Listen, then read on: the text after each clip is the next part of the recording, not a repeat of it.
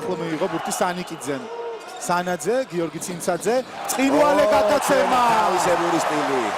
დამუშავებული კომბინაცია ტრადიციული ცინცაძე სანიკიძე. გიორგი ცინცაძე კვლავ.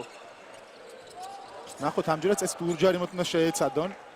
თორემ ზედმეტად დაიტვირთებინა. აი ჩავიდა წინვალე გადაცემა ფაჩულიაზე და ბრავო ზაზას. აპასი გააკეთა. თავადაც შეეძლო, მაგრამ სანიკიძე უკეთეს პოზიციაში აღმოჩნდა და იქვე გადააწოდა ბურთი. 6-0. ბოლო წლებში ეს ზაზას ხელწერა გახდა ერთგვარი ესეთი ძალიან ეფექტური შედეგიანი გადაცემები და უდიდესი ფუფუნებაა რომ ცენტრია ესე პასებს აკეთებს სანიკიძემ.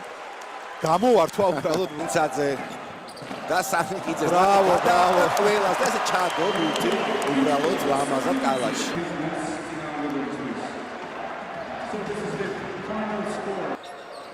რას მოიფიქრებს გიორგი? აი შეანელა კვლავ.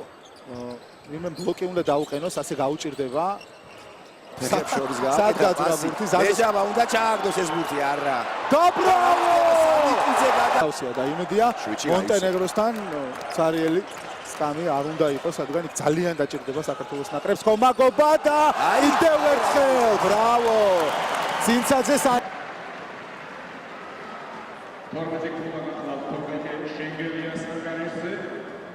ხოლო ბეიქამ უჯანაძეს ანგარიშზე არის 11 გოლა.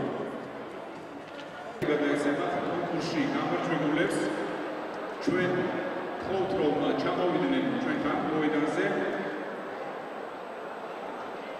ის მაყურებლები, ის გულშემატკივრები, რომლებმაც დაიჭირეს ის პატარა ბურთები, სულ თვალსები უნდა იყოს 6 ნაკრების უპირატესობა შევისვენოთ 10 წუთი და შემდეგ დავბრუნდეთ პირდაპირ ეთერში.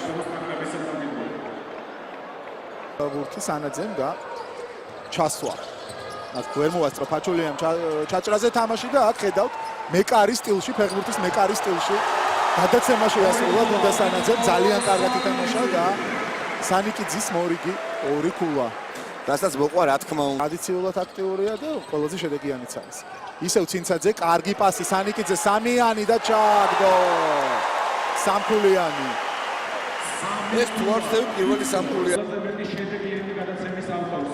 მაშასე ჩვენ ვთხოვთ გიორგი ცინცაძეს ჩვენთან ერთად. ჩვენთან გამოგზავნდეს